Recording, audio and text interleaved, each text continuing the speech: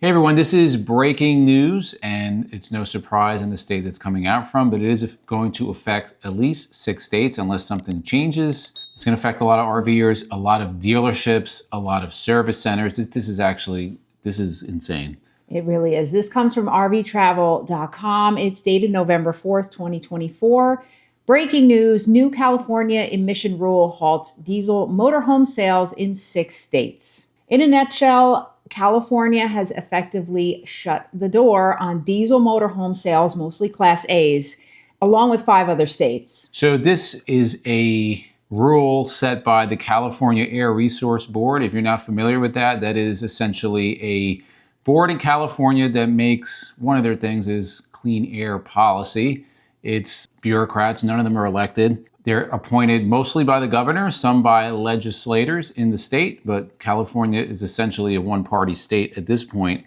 And all the rules that come out of CARB have an effect on a lot of the country, because what California sets, a lot of the country follows. So this was an October 24th ruling. It amended the Advanced Clean Truck Regulations. Essentially, these new regulations require that all vehicles over 8,500 gross vehicle weight rating must produce 0 emissions.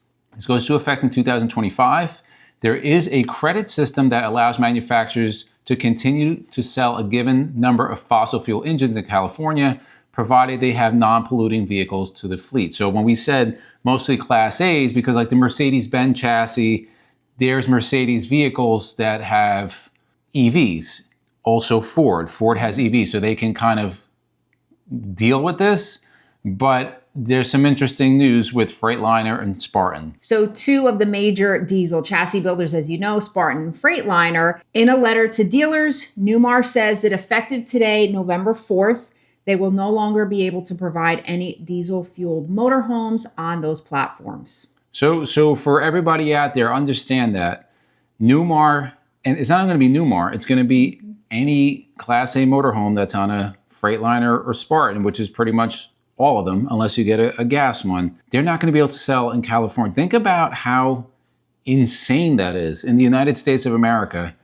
It is crazy. There's no exception in California now. The 5 other states we're going to talk about, they may be able to do exceptions for motorhomes, but we're going to talk a little bit further. You're probably interested to know the other states. So 5 other states have signed on and jumped on this bandwagon. So according to the Newmar letter to dealers, residents of California, Oregon, Washington, New York, New Jersey, and Massachusetts will not be able to register a motorhome that is not in compliance with the ACT regulation. The new regulation isn't just limited to Newmar. RV Travel spoke to Tim DiMartini, the owner of Martini RV Sales. Tim attended the recent CARB meeting on the ACT regulation. He told RV Travel that he pleaded with the CARB board to allow RV exemption to the regulations, but it didn't happen. DiMartini says his dealership is based in California. He sells a huge amount of diesel motorhomes, and obviously he's very concerned because now his business is at stake. This does not affect the Ford F-53 because that's a Class A, and again, not as tight regulations, and also there's credits that offset, which none of it makes sense. DiMartini also pointed out California residents who think they can do an end around of buying a new motorhome out of state and then trying to register it. They can't do that. They won't be able to register in California unless it complies with the new ACT regulations.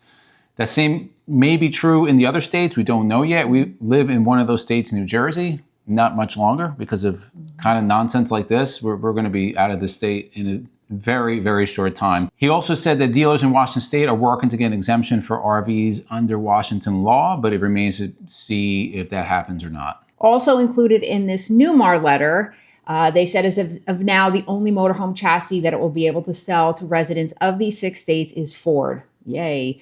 Ford has, quote, Ford has implied confirmation that the F-53 chassis will be available for California and the other listed states as they have access to credits from their EV production. If you've watched our channel, guys, you know MJ owns a Tesla. We own a motorhome. And if you want to own an EV, right? Like they have their place. You love your Tesla. It's great. For your everyday commuter, it's awesome.